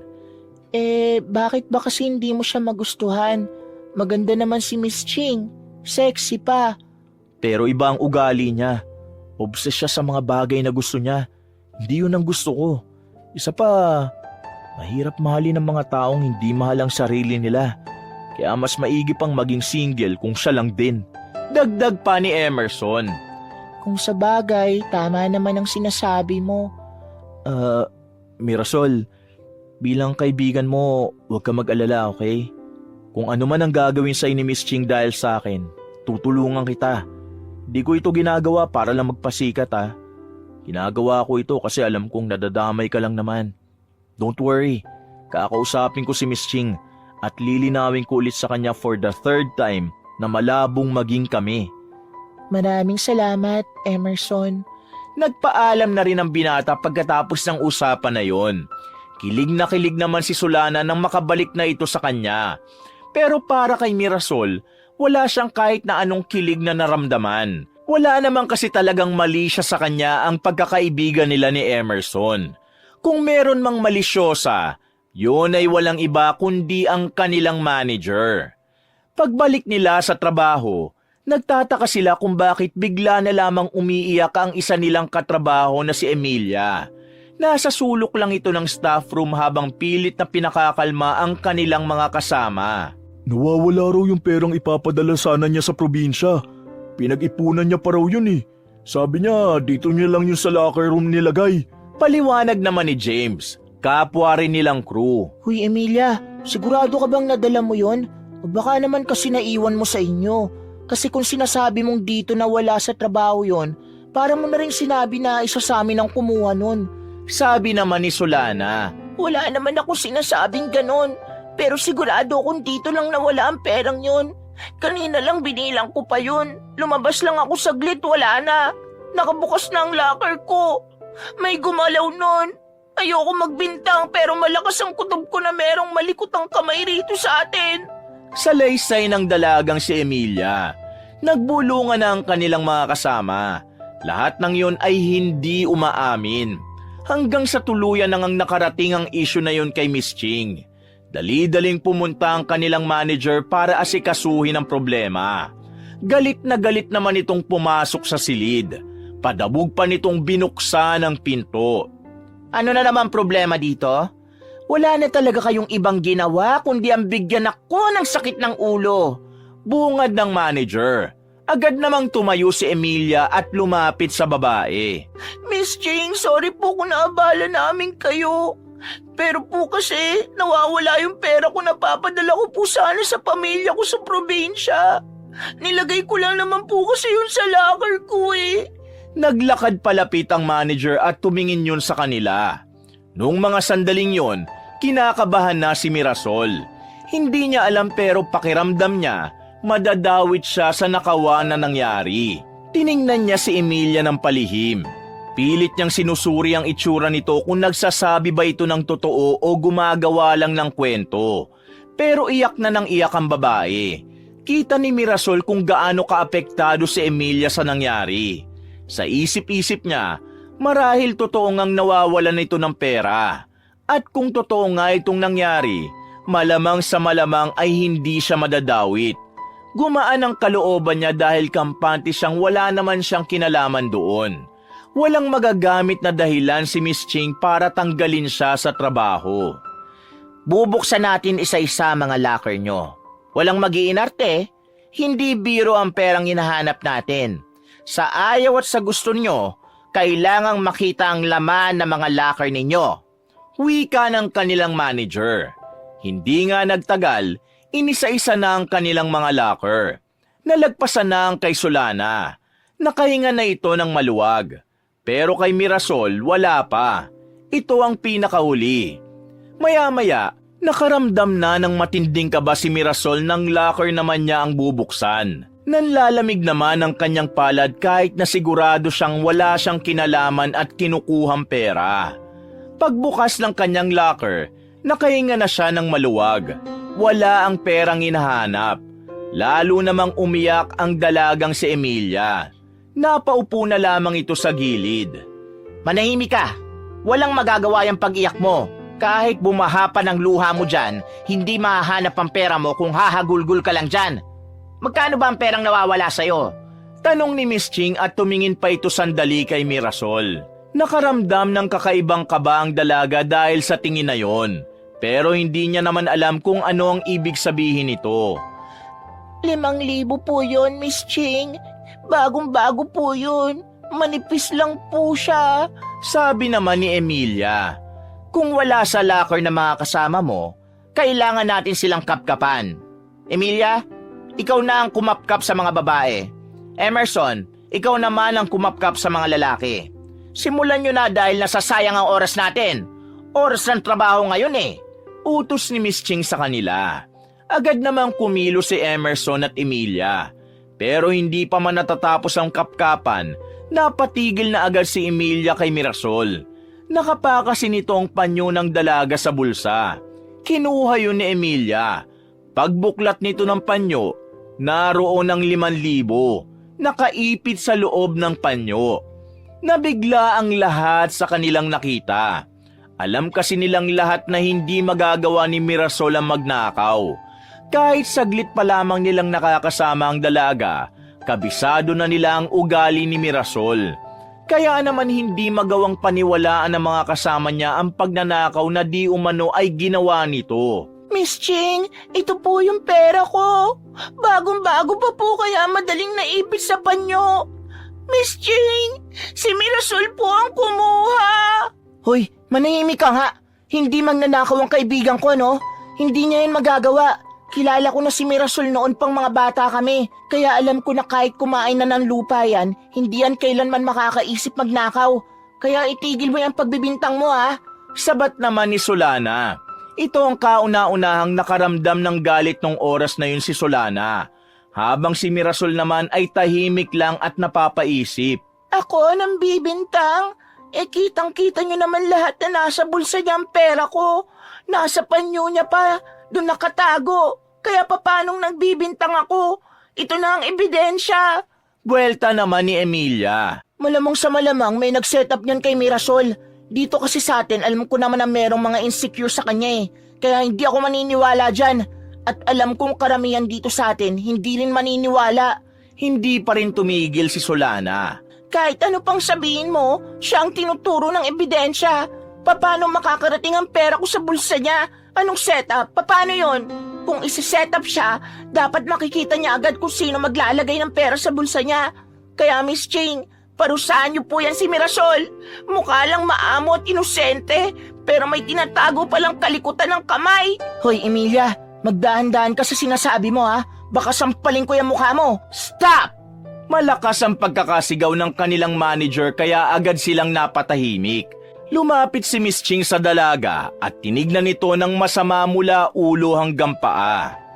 Alam mo bang pwede kitang tanggalin sa ginawa mo? Wika ni Miss Ching kay Mirasol na parang kalmado lang at hindi man lang kinakabahan. Alam ko yon Miss Ching. Alam kong pwede akong makulong kapag nagnakaw ako. Ang kaso nga lang, hindi akong gumawa niyan. Kaya paano ako makukulong? Medyo mataray ang pagkakasabi ng dalaga. Nabigla ang ilan sa mga kasama niya. Ang iba naman ay tila nagpipigil lang ng kanilang tawa. Hindi sila makapaniwalang papalaga ni Mirasol ang katarayan ng kanilang manager. Are you an idiot? Nasa bulsa mong ebidensya at nakita yun ang lahat. How do you defend yourself now? Sarkastikong wika ni Miss Ching. Hindi naman po lahat ng hinihinala niyong suspect ay guilty. That's why nag-i-exist ang salitang investigation na pwedeng i-conduct ng authority. Bakit po hindi natin ito ilapit sa mga pulis and let's see kung totoo pong ninakaw ko ang pera niya. Nang sa ganon, ma-review po natin ang CCTV camera. Nang sabihin niyo ni Mirasol, napansin niyang parang kinabahan ang dalagang si Emilia. Maging si Miss Ching din ay parang nagbago ang reaksyon ng muka. I admit po na nasa bulsa ko ang pera at nakaipit pa ito sa panyo ko. Pero sa pagkakatanda ko, habang abala ang lahat kanina sa labas, nailapag ko ang panyo ko sa counter area. Kinuha ko yun after an hour. Siguro sapat na oras na yun para maipit ang perang yun sa panyo ko. And then, dahil nakafocus ako sa trabaho, wala na akong time para tignan kung anong meron sa panyo ko. Pinasok ko na lang din yun agad dahil iniisip kong baka maitapon yun sa basurahan dahil pakalat-kalat sa gilid, Miss Ching. I accept your allegation, pero hindi ko matatanggap kung tatanggalin niyo ako ng walang proper investigation. This is a serious matter. Kailangan natin ng authority to handle this issue. And also, we need to notify Sir Amante. If that's okay with you, Miss Ching and Emilia, ako na magkukusang pumunta sa mga pulis, dalang ebidensya na sinasabi nyo. Sabi ni Mirasol, pero hindi agad nakapagsalita ang dalawa. Nagkatinginan muna sina Miss Ching at Emilia. Para bang nag-aalangan ang mga ito. Okay, gawin natin ang gusto mo mangyari. Temporary close na muna tayo at magpapatawag ako ng pulis ngayon. Ire-review natin ang CCTV and we will see kung tama ang mga sinasabi mo. At kapag napatunayan na ikaw nga ang nagnakaw ng pera nitong si Emilia, sinasabi ko na ito ngayon, tatanggalin kita rito at sisiguruhin kung kahit saan ka mag-apply ay hindi ka magkakaroon ng trabaho. Pagbabanta ng babaeng si Miss Ching. Agad na lumabas ang babaeng si Miss Ching at lumabas na rin ang iba nilang kasama. Hinarang naman ni Solana ang kasamahan nilang si Emilia. Hindi yun makatingin sa kanila ng diretsyo, para bang kabado. Hoy Emilia, alam kong may hindi ka sinasabi. Kapag itong kaibigan ko napahamak, sisiguruhin kong meron kang aaminin. Pagbabanta naman ni Solana. Agad namang lumabas ang babaeng si Emilia at hindi na rin nila yun kinausap pa. Maya-maya, Dumating na rin ang 3 pulis sa kanilang store at nagbigay na rin ng statement si Emilia at Mirasol. Pagkatapos, sinubukang tingnan ng CCTV pero hindi gumagana ang kamera na nakaharap mismo sa counter area. Kaya naman, hindi rin nalaman kung totoo ba ang kanyang hinala. At dahil nagpapatuloy pa ang investigasyon, pansamantala na munang sinuspindi ang dalagang si Mirasol. Galit na galit naman si Solana dahil sa naging desisyon ng kanilang manager. Kung pwede nga lang sabunutan ni Solana si Miss Ching ay ginawa na niya. Habang nasa labas sila dakong madaling araw, nag-usap-usap silang 3 nila Emerson. "Huwag kang mag-alala, Mirasol. Naniniwala akong wala kang ginawang masama," sabi naman ni Emerson. Alam mo, sa tingin ko talaga, sinadya lang ni Emilia ang lahat ng to eh. Siya yung pinakamagandang halimbawa na mukha lang tahimik pero may tinatagong katarantaduhan. Wika naman ni Solana. "Pero bakit naman gagawin ni Emilia yon? Kilala ko na siya for 4 years na at wala akong nakikitang dahilan para ipahama ka niya." Napapaisip ding wika ni Emerson. May sabuatan na naghaganap para tuluyan akong sirain. Nakangising sabi ni Mirasol. Sinasabi mo bang, shucks, sila Miss Ching at Emilia, nagsabuatan? Oo, Bessie, yun lang ang nakikita kong dahilan. Tingin ko, kinausap siya ni Miss Ching. Hindi ko alam kung papaano siya pumayag, pero silang dalawa lang ang nakikita kong nasa likod nito. Desperada ng manager natin na mawala ako. Sabi naman ni Mirasol. True ba? May sapak talaga itong manager natin eh. Tinanggap ka nga niya noon ng walang kahirap-hirap, tapos bala ka niyang alisin? Bakit? Napapakamot pa sa ulo si Solana. Dahil sa akin, nagkausap na kasi kami ni Miss Ching at hindi talaga siya matahimik. Nasabi niya rin sa akin na layuan kita, Mirasol. At kung hindi, ikaw daw ang kusang lalayo sa akin sa kahit na anong alam niyang paraan. Di ko alam kung may connection to sa nangyari. Pero dahil nga sa desperado na siyang mawala ka, pakiramdam ko, gagawin niya ang lahat para lang mangyari yon, Mirasol. Pasensya ka na ha. Paliwanag ng lalaki. Okay lang, lalabas din ang totoo. Beshua, paano yan? Suspended ka. Wala kang kikitain yan. Hindi ako papayag. Kakapalan ko na ang mukha ko. Kakausapin ko si Sir Amante. Alam kong makikinig siya sa akin. Alam kong siya lang ang makakatulong sa akin para umamin ang nasa likuran ng mga pangyayaring to. Lalabas din ang totoo na wala akong ginagawang masama. Wika ni Mirasol na punong-puno ng pagiging determinado. 2 araw ang nakalipas, wala pa ring nangyayari sa isyu na kanyang kinasasangkutan. Buryong-buryo na siya sa bahay. Ayon naman kay Solana, parang wala rin namang ginagawang follow-up ang kanilang manager. Si Emilia naman ay pumapasok pa rin na para bang walang nangyari. Dahil dito, hindi na nakatiis ang dalagang si Mirasol. Gagawin na niya ang kanyang binabalak. Kailangan niya ng makausap si Don Amante. Alam niyang nakakahiya ang kanyang gagawin, pero kailangan niya ng pumilos. Hindi siya pwedeng nakatenga lang sa bahay dahil kailangan din niya ng pera. Noong gabi, nagbakasakali siyang makita si Don Amante sa kanilang store. Nagtungo siya roon. At sa kabutihang palad, nakita niya nga ang matandang lalaking nasa kabilang restaurant na malapit lang din doon. May kausap ito sa loob kaya hinintay na muna niya yon. Makalipas lang ang ilang minuto, nakita na rin niyang lumabas na rin si Don Amante. Lalapitan na sana niya ito pero biglang may lumapit na lalaki. Sa pagkakaalam ni Mirasol, isa yun sa mga tauhan ng Don. Kaya naman gumilid na muna ang dalaga at hindi sinasadyang mapakinggan ang usapan ng dalawa. Sir, confirmed. Siya nga ang anak nyo. Lahat ng napagtanungan namin sinasabing siya nga ang anak ng dati niyong asawa. Nakakuha rin kami ng gamit niya sa store nyo at pina-DNA namin. Nagmatch po ang DNA niya sa DNA nyo. Siya nga po ang anak nyo na matagal nyo nang hinahanap. Wika ng lalaki. Sinasabi ko na nga ba? Kaya pala sobrang gaan ang pakiramdam ko sa kanya nung una ko pa lang siyang makita. Siya pala talaga ang aking anak. Rigor, i-process mo na ang dapat i-process. Sabihan mo rin si Manager Ching na i-lift ang suspension sa kanya. Ako na ang bahalang magpaamin kung sino talaga ang tunay na salarin. Hindi ako makapapayag na nilalagay nila sa kahihiyan ng anak ko. Ngayong nahanap ko na siya, hindi ko nasasayangin ang pagkakataon kung makabawi na sa kanya. Bigla na lamang kinabahan si Mirasol noong mga sandaling yon. Mas lalo pang kumabog ang kanyang dibdib nang marinig niya ang kanyang pangalan. Sa sobrang pagkagulat, natalisod siya nang tangkain niyang umalis na lang sana. Nakita siya ni Don Amante. Agad namang lumapit sa kanyang Don at nag-alalang tinulungan siyang makatayo. Mirasol, anong ginagawa mo rito? Tanong ng matanda na sandaling napatingin sa kanyang tauhan na si Rigor. Napadaan lang po. Pagdadahilan niya. Narinig mo ba ang mga napag-usapan namin? Tanong ni Don Amante. Hindi nakapagsalita ang dalaga. Walang salita ang kaya niyang ibigkas ng mga sandaling yon. Masyado siyang nabibigla sa mga pangyayari. Hindi niya kailanman naisip na ang ama na matagal na niyang iniisip ay ang taong hindi niya inaakala na makakapagpalagayan niya ng loob. Iha, pwede ba kitang makausap ngayon? Tanong sa kanya ni Don Amante.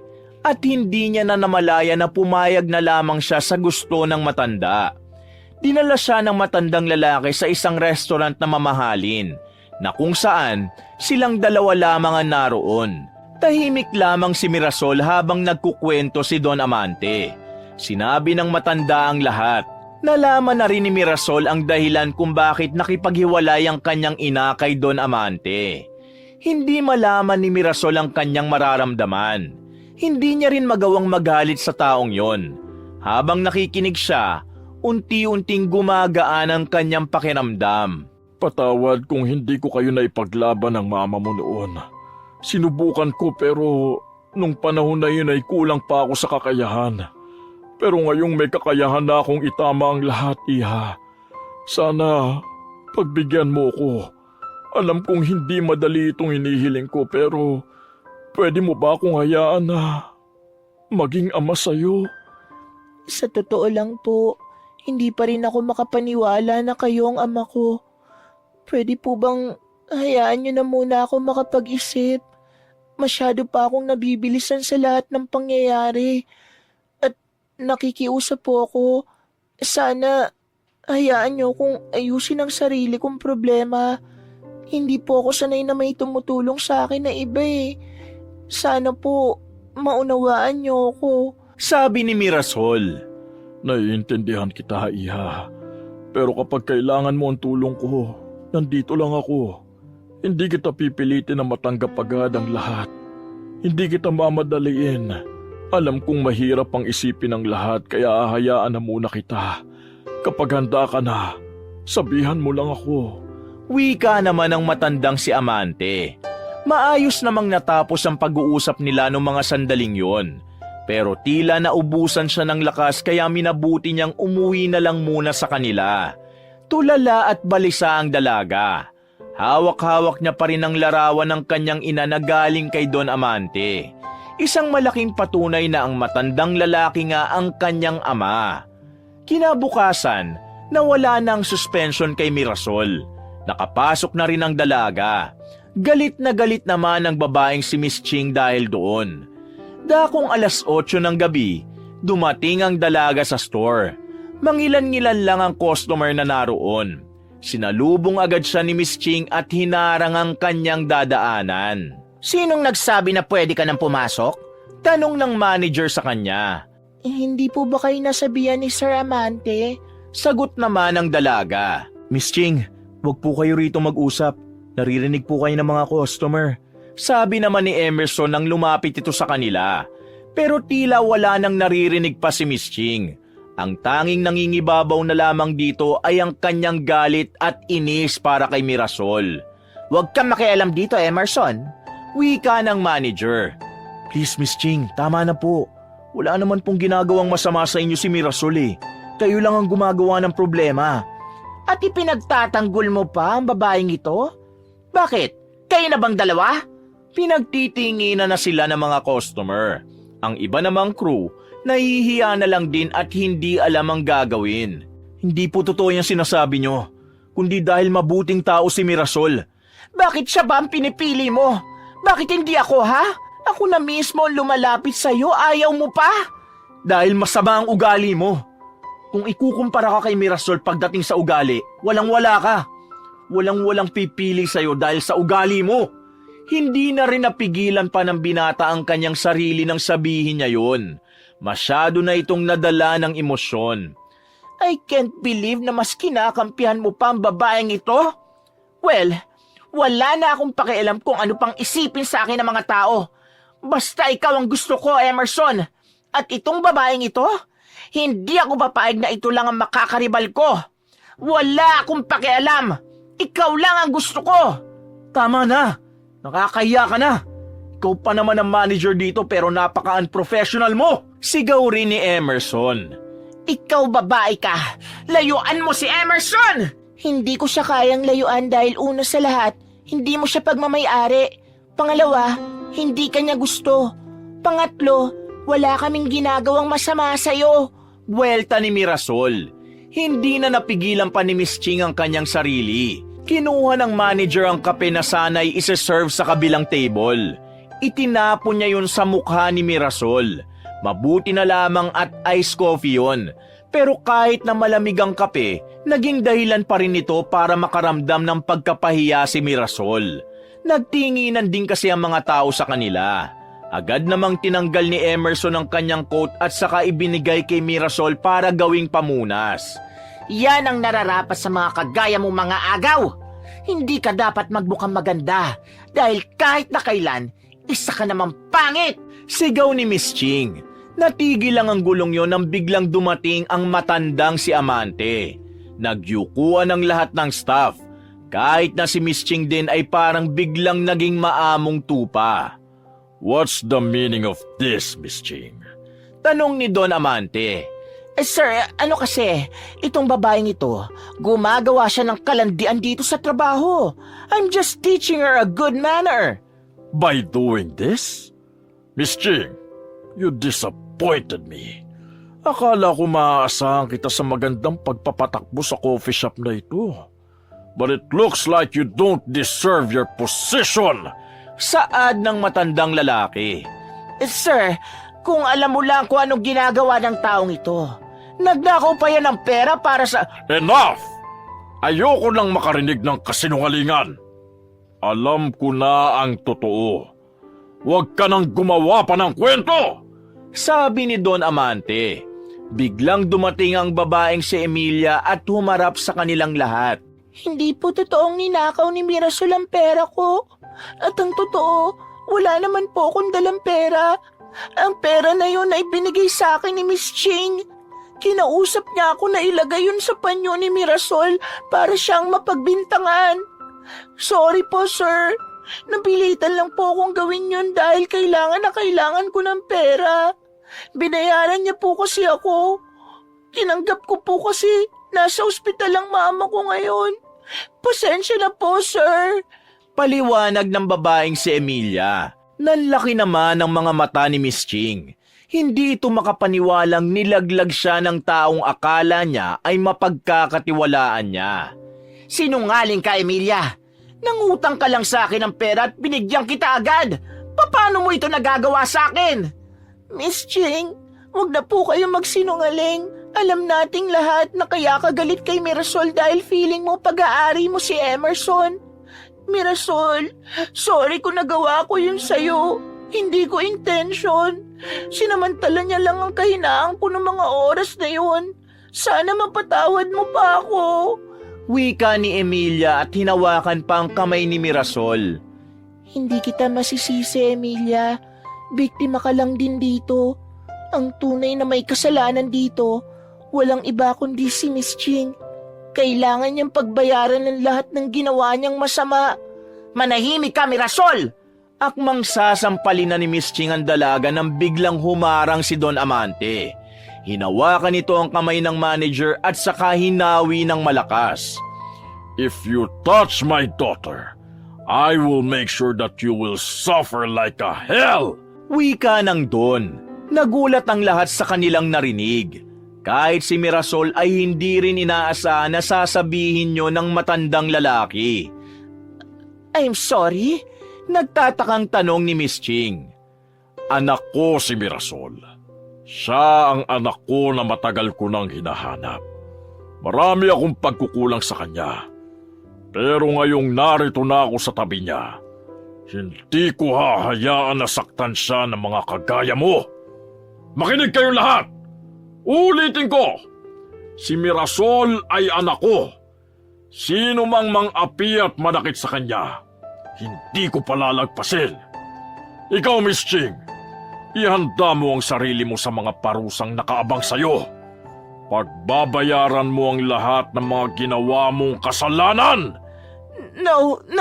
Hindi ako papayag! Hindi ako papayag! Bigla na lamang tumakbo ang babae palabas ng kanilang store. Agad namang nilapitan ni Don Amante ang kanyang anak.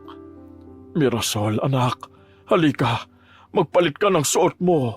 Sabi nito sa dalaga. Tumango naman ang babae. Tumungo sila sa opisina ni Don Amante. Nagbihis ang dalaga ng bagong damit. Nahihiya pa si Mirasol nang tumingin sa kanyang ama. Are you okay? Tanong ni Don Amante. Okay na po ako, pero hindi niyo naman po kailangan gawin yun kanina. Gusto ko po sanang isolve ang sarili kong problema. Sabi ni Mirasol nang maupo na ito sa tabi ng kanyang ama. Hindi ko na kayang tiisin na sinasaktan ka ni Miss Ching. At ayokong hayaan na lang yun. Alam kong matagal akong wala sa tabi mo at hindi ko nasaksihan ang paglaki mo. Kaya sana, iha, hayaan mong gawin ko ang parte ko bilang ama mo. I'm not saying natanggapin mo ko agad. Okay lang sa akin na itaboy mo ko. Magalit ka sa akin dahil sa kakulangan ko. Pero please, let me be your father. Ramdam ni Mirasol ang pagiging sinsero ng sinasabi ni Don Amante. Kitang-kita niya ang pagmamahal nito sa kanya at ang pangungulila sa isang anak.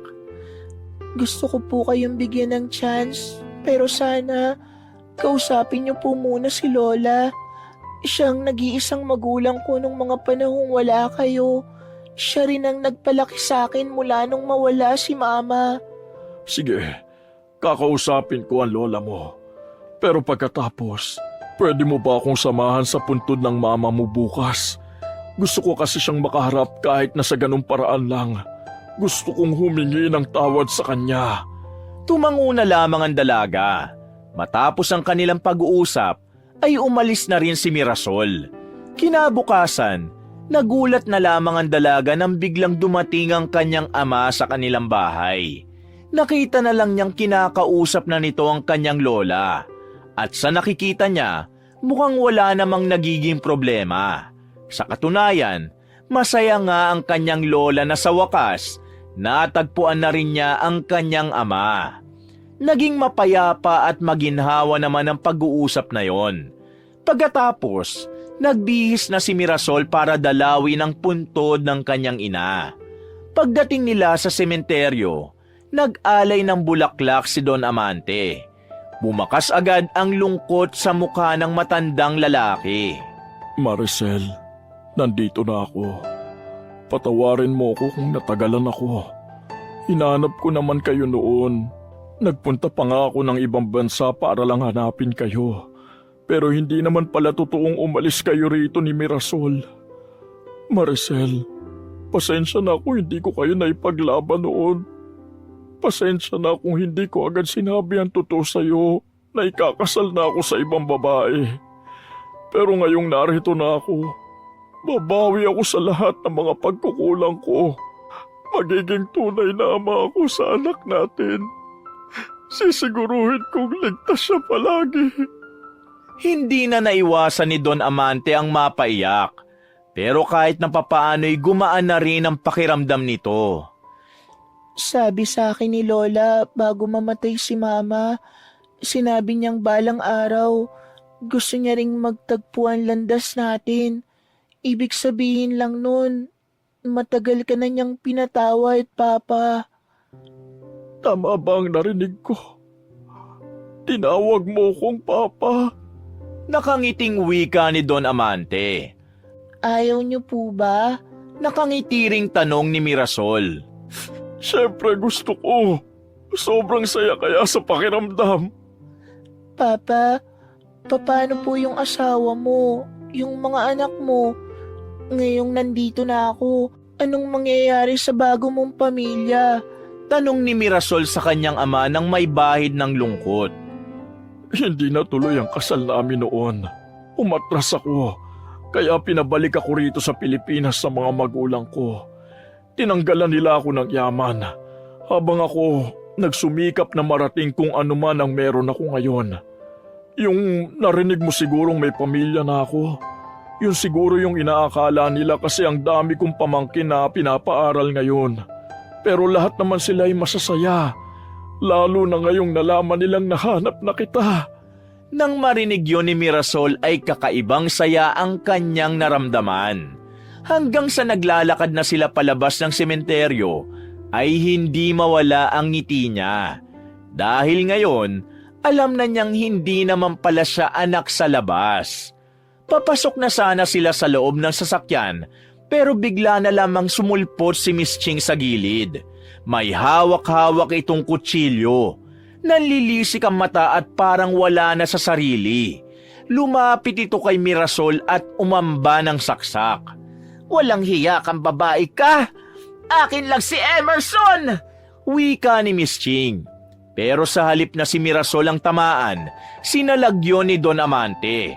Tinamaan ang matandang lalaki sa tagiliran. Bumagsak ang Don at nakatakbo naman ang babae. Papa please! Itakbo natin siya sa ospital! Lalong kinabahan ang dalaga nang makita niyang marami ng dugo sa tagiliran ng kanyang ama. Habang nasa biyahe sila, kita niyang nahihirapan na sa sakit si Don Amante. Agad na inasikaso ang matanda sa ospital. Sobrang nag-alala ang dalaga noong mga sandaling yon. Walang humpay ang pagbuhos ng kanyang luha. Hindi niya kakayanin kapag nawala sa kanya si Don Amante. Baka mabaliw siya. Dahil kung kailan makakasama na niya ang kanyang ama, saka pa ito nalagay sa alanganin. Ilang oras siya naghintay sa labas. Dumating na nga rin ang kanyang kaibigan na si Solana kasama si Emerson. Ayon sa dalawa, nahuli na raw si Miss Ching at naikulong na. Hindi makausap ng maayos si Mirasol. Tulala lang ito at umiiyak. Nang lumabas na ang doktor ay agad itong natauhan. Lumapit siya sa doktor at kabadong nakinig sa sasabihin nito. Dok, kumusta po ang papa ko? Tanong ni Mirasol. Your father is safe. And hindi naman masyadong seryoso ang tinamo niya. Mabuti na lang at hindi malalim ang wound at hindi naman umabot sa organ. Thank you po. Maraming salamat po. Umalis na ang doktor at pumasok na rin sila sa loob ng kwarto ng matanda. Sakto namang gising ito nung dumating sila. Agad na napayakap ang dalaga pero agad din naman itong kumalas dahil baka masagi nito ang sugat. I'm okay now. Huwag ka nang mag-alala. Bungad ni Don Amante. Hindi ko kakayanin kung may mangyaring masama sa iyo, Papa. Ngayon na nga lang tayo nagkita tapos mawawala ka pa. Sabi naman ng dalaga. No, hindi ako mawawala. Marami pa tayong dapat pagsamahan. Hinawakan na lamang ni Don Amante ang kamay ng anak. Naiyak na lamang din si Mirasol sa tuwa. Makalipas lang ang ilang araw ay naging maganda na rin naman ang kalagayan ng Don. Unti-unti na rin itong bumabawi sa dalaga. Hindi lumipat ng bahay si Mirasol. Nanatili ito sa dati nitong bahay dahil naroon ang alaala ng kanyang ina. Pero kahit na hindi sila magkasama sa iisang bubong ng kanyang ama, walang palyang pag-aalaga at pag-intindi sa kanya ni Don Amante. Kahit na maituturing na mayaman na si Mirasol, nanatili pa rin ito sa posisyon niya bilang crew ng coffee shop. Nais niyang tapusin ang kontrata. At kapag natapos na yon, ay magsisimula na siyang mag-aral ng mga bagay na may kinalaman sa business. Matagal na hindi nakaramdam ng pagmamahal ng isang ama ang dalaga. Pero ngayon, sobra-sobra pa ang kanyang nararamdaman. Kaya naman, ngayong kasama na niya si Don Amante, Bawat sandali ay susulitin niya na ito. Mamahalin niya ang ama na kagaya ng kung papaano niya minahal ang kanyang lola. Wakas!